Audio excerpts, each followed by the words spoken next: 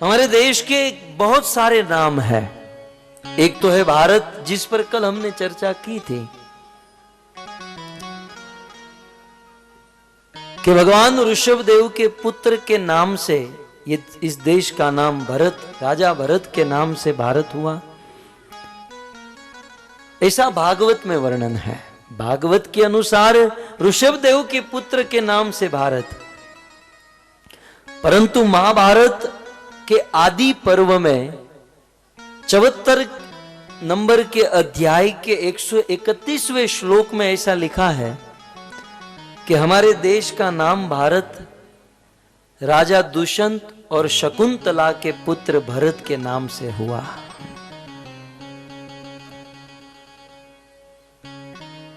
सो कुल मिलाकर भारत, और भारत शब्द का अर्थ भी कल हमने सुना। इसे हमारे देश को इंडिया भी कहते हैं।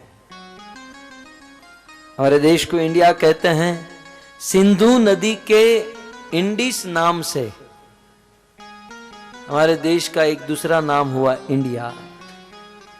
हमारे देश को हिंदुस्तान भी कहते हैं।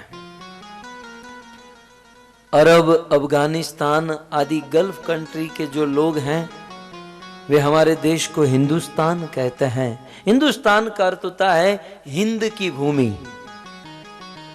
स्थान माने भूमि, हिंद की भूमि हिंदुस्तान। हमारे देश का चौथा नाम है आर्यव्रत, आर्यवर्त। हमारे देश को आर्यवर्त भी कहते हैं।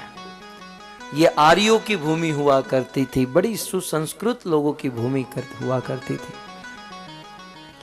हमारे देश का पांचवा नाम है जम्बू द्वीप।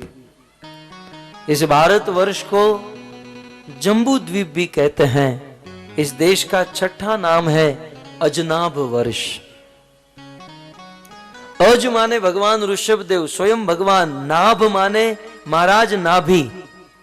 अज और नाभि के नाम से हमारे देश का नाम अजनाभ वर्ष भी हुआ करता था। और सातवां हमारे देश को, जैसे पेट नेम होता है ना, अपने बच्चों का ऐसा एक प्रेम से नाम रखते हैं। जैसे जिसकी कथा हम गा रहे हैं, इनका नाम है राम।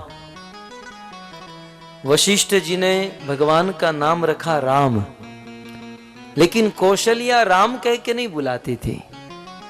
कौशल्या भगवान रामचंद्र को राघव कह के बुलाती थी। मां कौशल्या प्रेम से राघव कहती थी। ठीक उसी प्रकार हमारे देश को किसी सदी में सोने की चिड़िया कहा जाता था। यह भारतवर्ष सोने की चिड़िया हुआ करता था। हमारा देश बहुत धनी था। इकोनॉमिक में पूरी दुनिया में सबसे आगे हमारा यह देश भारत था। इसकी एक झांकी हमें भागवत के 10वें स्कंद में देखने मिलती है। कहते हैं कि जिन दिनों भगवान कृष्ण के पिता वसुदेव का विवाह हो रहा था और भगवान की मां देवकी राजा देवक की कन्या, राजा देवक अपनी कन्या देवकी को विदा कर रहे थे, तो विदाई के समय, बेटी की विदाई के समय एक बाप अपनी बेटी को कुछ भेंट करता है। दहेज अलग वस्तु है, दहेज तो जबरदस्ती मांगा जाता है, लेकिन बिना मांगे कोई बाप अपनी बेटी को भेंट में कुछ ना कुछ देता है। भागवत में वर्णन है कि राजा देवक ने अपनी कन्या देवकी को 1800 हाथी, कितने 1800 हाथी दिए,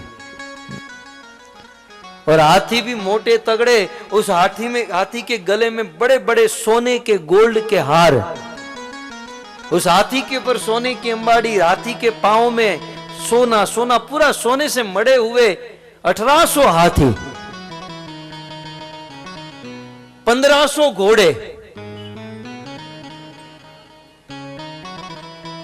15,000 रथ, सारे रथ सोने के बने हुए, दासीनाम सम अलंकृतम 200 गले में सोना, हाथों में सोना, ऐसी 200 दासियां प्रदान की। इसका अर्थ यह है कि राजा देवक ने अपनी बेटी को बहुत कुछ दिया। पहले के जमाने में कई किलो, कई टन सोना पशुओं के गले में लगता था। पशु लोग सोने के हार, सोने के गहने पहनते थे। और आज आधे तोले का कोई चेन गले में पहनता है ना, तो जमीन से 2 फुट ऊपर चलता है कि मैंने सोना पहना है। आज का आदमी जितना पहनता है उतना तो कुत्ते पहनते थे उस समय। आज आपके पूरे आसनसोल को मिलकर जितना सोना नहीं होगा उतना तो हाथियों के गले में हुआ करता था। ये हमारे देश की गरिमा हुआ करती थी।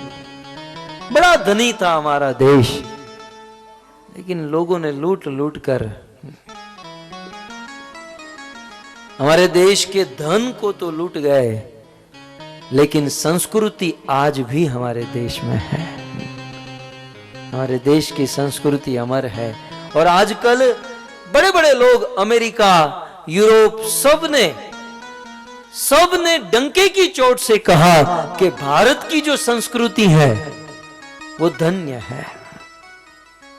आज भी मैं देख रहा हूं, आज ये कलयुग, ये 21वीं सदी चल रही है, लेकिन जब भागवत कथा सुन रहे हैं तो 80% माताएं अपने सिर पर घूंघट डालकर बैठी हैं।